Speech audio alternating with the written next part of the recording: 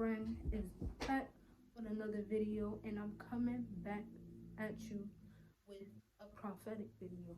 I know. This video might sound repetitive, but just give me 1 minute to tell y'all what was told to me, what God told me. And I'm about to spread the message. I'm about to tell y'all right now what it is. So I got my notes and I got my Bible as always. Let's get started. Okay. So yesterday I was reading the book of Esther. It just hit me in, which one was that? In paragraph 7. So there was this king, his name was Haman, I don't know, but it's Haman, Haman. Let's just go with Haman. So this king, he did not like the Jews at all. This king was coming in. He wanted everyone to do as he said. He basically wanted everyone to bow down to him as he was walking through. Y'all know how I know the devil doesn't want me to tell y'all this message. Y'all hear all that noise, and plus it was just telling me, it just cut my camera off, and it was saying you don't have no space, blah blah blah, this, that, and the third. I'm like, okay. So then I went again, and then it says the same thing. Then it says the same thing, and I'm just like, okay, now you trying to not get this word out, but we gonna get this word out for sure, and that's on God. That's on God. So anyways, like I was saying, this dude, he wanted his respect, I guess you can say. He wanted his respect in whatever way. This King Haman, he wanted his ego to be fulfilled, and he wanted everyone to bow down to him. But Mordecai, which is I believe to be Queen Esther's cousin, King Haman, he was very furious. He was like, okay, so you want to disrespect me. I made him feel rejected. That's the word. It made him feel rejected inside. This king was very demanding and just wanted things his way or the highway type thing. You get what I'm saying?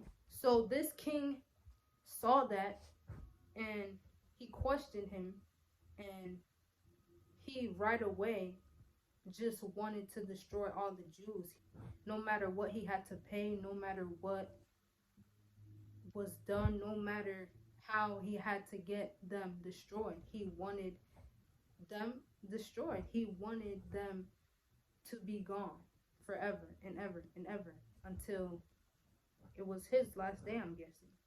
This king was targeting a specific group, which were the Jews.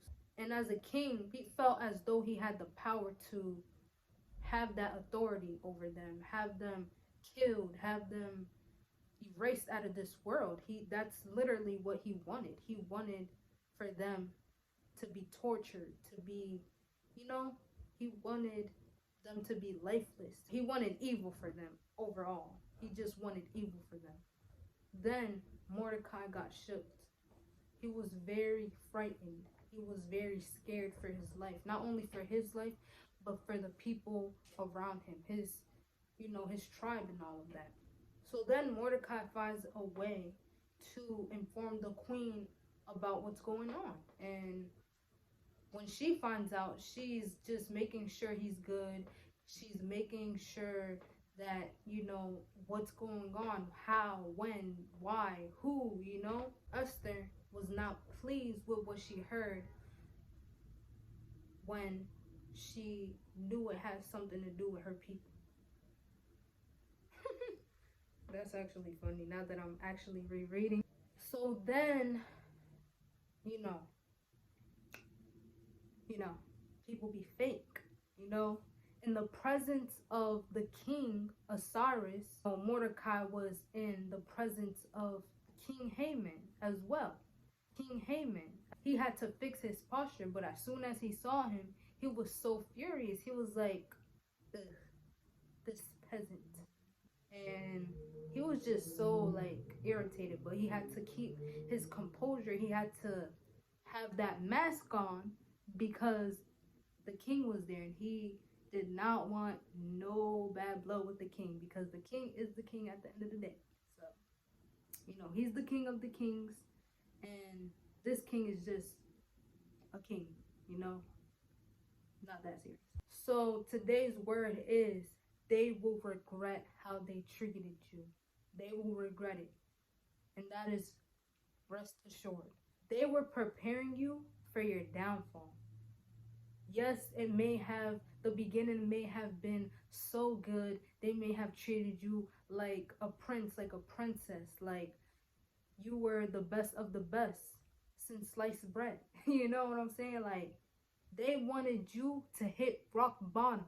Queen Esther did not want nothing to happen to her people. She had favor upon favor, and she found favor in the sight of the king.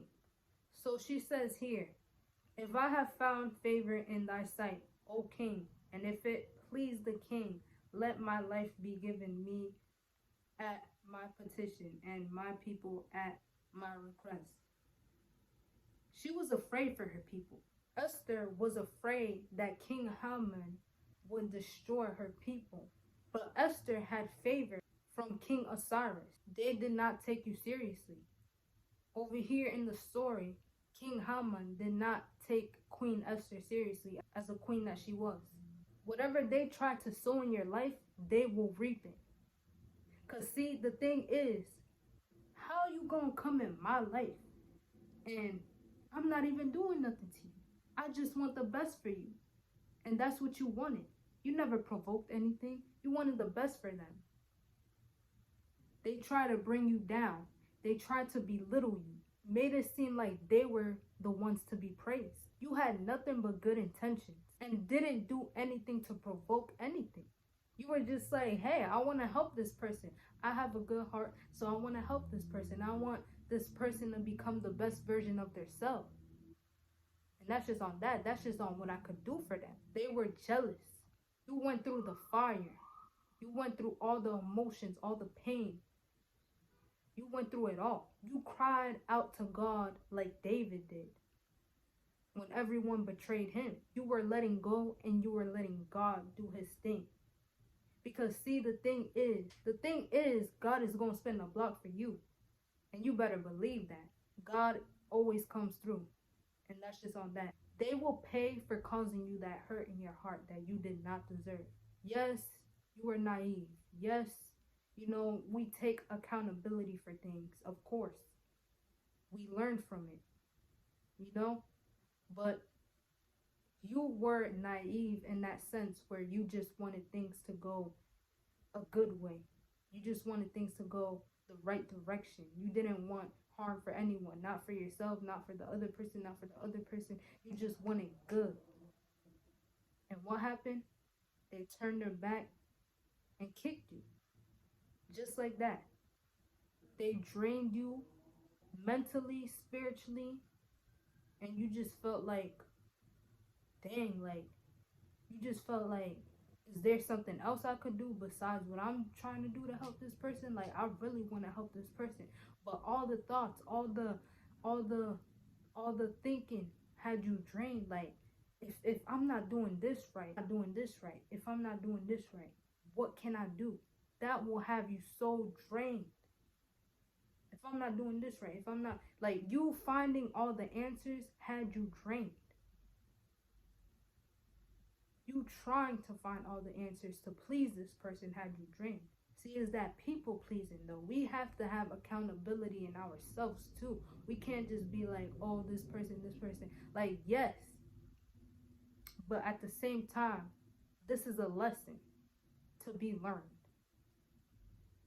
That you need that discernment to tell whether a person is for you or not for you. And hey, we've all been through it. The best of us has been through it. And that's okay. We just got to keep going, keep learning, and keep climbing up to the top. Let me tell you, at the top, it gets lonely. It gets lonely at the top. Because nobody's going to come to your aid. Nobody's going to help you. Only God would. Esther had favor from the king. She had favor. She she was this beautiful person inside and out. And the king saw that. King Osiris. Let's not get it. Not King Haman. King Osiris. He saw her heart and he thought it was very beautiful the way she handled herself, the way she looked. It wasn't only about looks, of course, but she brought that light in and it was very much needed. So then she goes on to say, "For we are sold, I and my people, to be destroyed, to be slain, and to perish." That's what they wanted for you. They wanted to destroy you. They wanted to slay you. They wanted you to be perished and gone mentally. It doesn't have to be physically. You don't have to physically be dead. They just wanted you gone out of your mind. They don't want to see you winning. They don't want you to do better than them. Because once they see you, they're going to be like, "Oh, who she think she is?" Like, who she think she is? You know what I'm saying? But that's what they wanted for you. They wanted that. But if we had been sold for bondmen and bondmen, I had held my tongue, although the enemy could not countervail the king's damage. She held her tongue. You did not seek revenge. You did not expose this person. You did not do anything to provoke this person. They did whatever they did because they wanted to do it. It had nothing to do with you. We gotta understand that. Here's the funny part. Look at this. Look at this. Let's keep reading. It says, "Then the king Osiris answered and said unto Esther, the queen, Who is he, and where is he, that durst presume in his heart to do so?" So he's asking, the king Osiris, he's asking, who is this person? Why do they want to do this? Like, what's the point? You know, like, why to you? Why, what's the point? You know, like, make it make sense. That's basically what he's saying. So then Esther says to him, "The adversary and enemy is wicked Haman." She exposed that man. She exposed him because she done had enough of him. He wanted his ego to be fulfilled. He wanted things to go his way instead of the right way. He wanted to be above all the others. Even though he may have had that authority, then look what it says here. "Then Haman was afraid before the king and the queen."